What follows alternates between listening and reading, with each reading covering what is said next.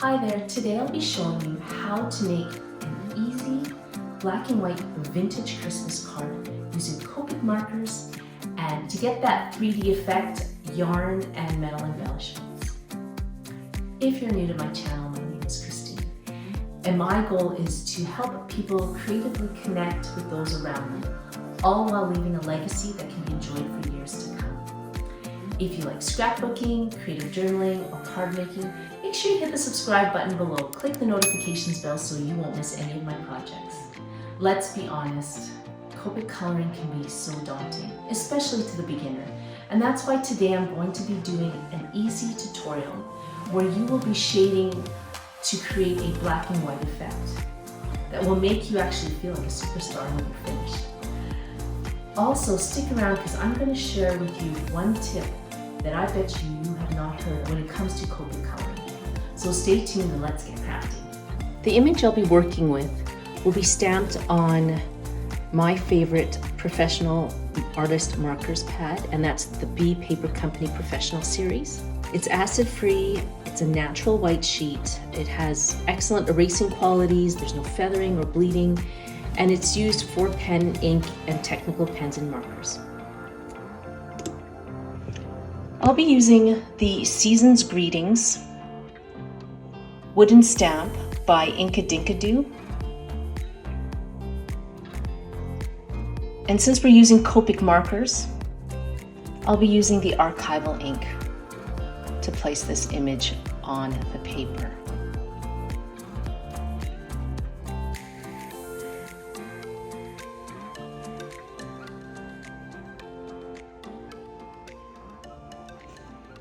Now I found this cool gadget at a craft store and I was like, what is this? Anyways, it allows you to place the image on your paper and have that image evenly distributed throughout the paper. I'm going to be using the N line of Copic markers.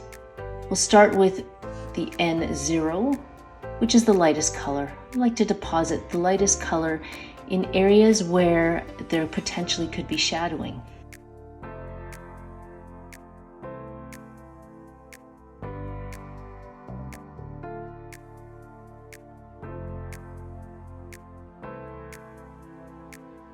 The key to having a very successful Copic coloring experience, especially if you're a beginner, is choosing a stamp like this one, where you'll see I've placed all the colors in areas where the image is dark and is already shaded for you.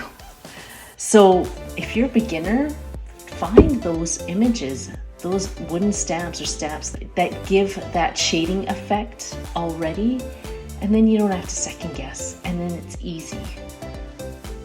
So I used the N4.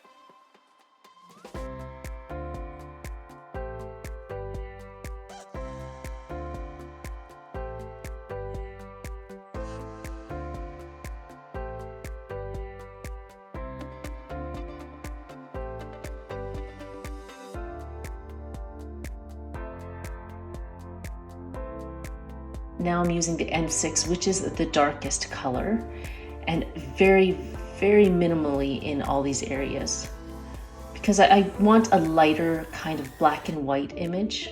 So I'm just dabbing it around the stamped image.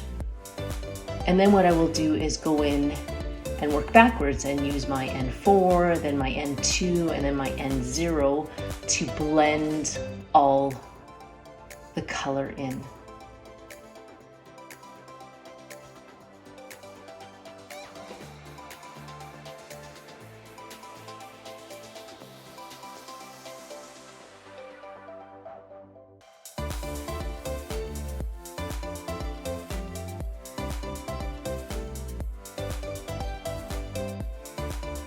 So my secret's out.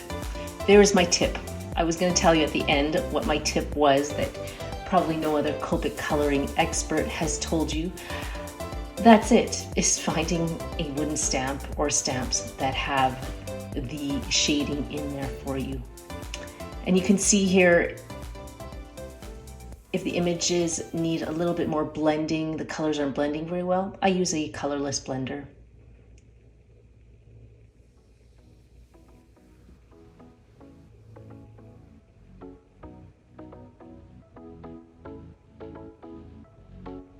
voila.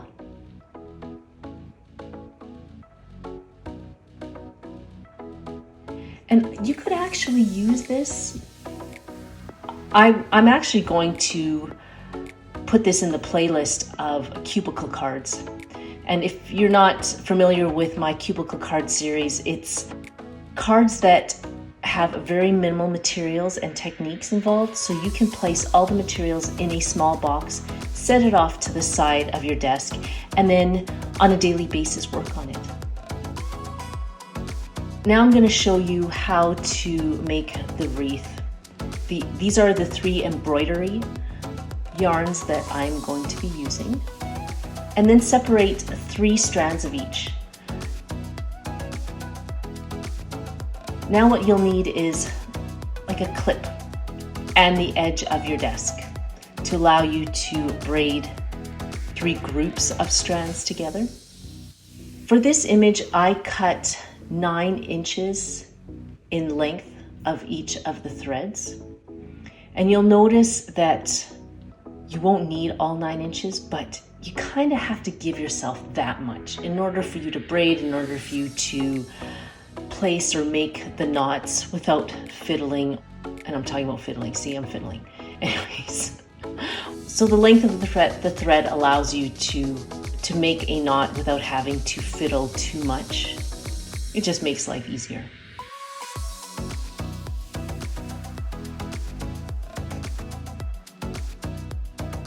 And then what you want to do is braid.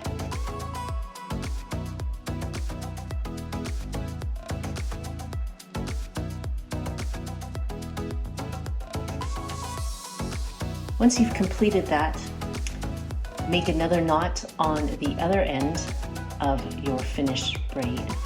And the distance between the 2 knots for this braid or for this wreath should be about 3 inches. And then go ahead and cut the excess off.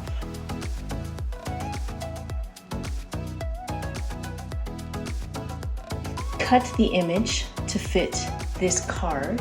And then I'll also use a mat under the image as well. And I love this Very Merry paper pad. It's fun, a little more modern, but it matches the red envelope quite nicely.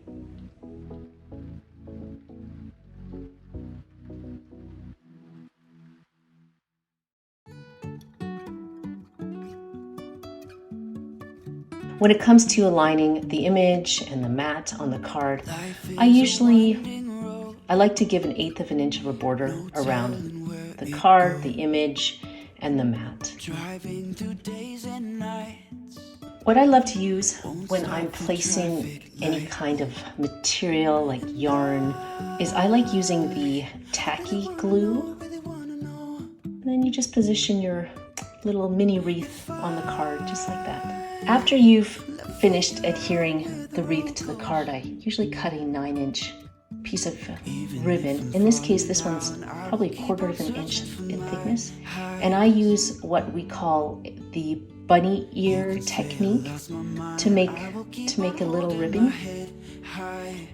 And you'll see there's quite a bit of an excess of the ribbon, but I do that because in order to make this bunny ear technique, you have to have quite a bit. You have to have quite a bit of excess in order to do this. So 9 inches is a good length.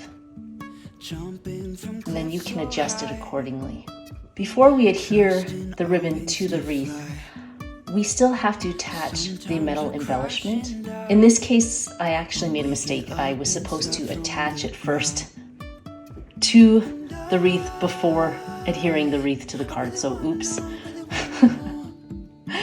What you do is you just grab a piece of embroidery yarn and loop it through the metal embellishment and then tie it to the end of your wreath. And in this case, it hasn't hardened yet, so not a big deal. I'll just attach it there. There you go. And I go in with my clear gel tacky glue and adhere the ribbon to the wreath. Oops. we go, that's better. Trim off the excess, and there you have it. Here is your Copic Christmas card. That really is quite simple and easy to do. If you have 15 cards you want to make over the course of the month, cut up all your materials, put it in your little cubicle, and then on a daily basis, create something that everyone would enjoy. And as always, I like to decorate my envelopes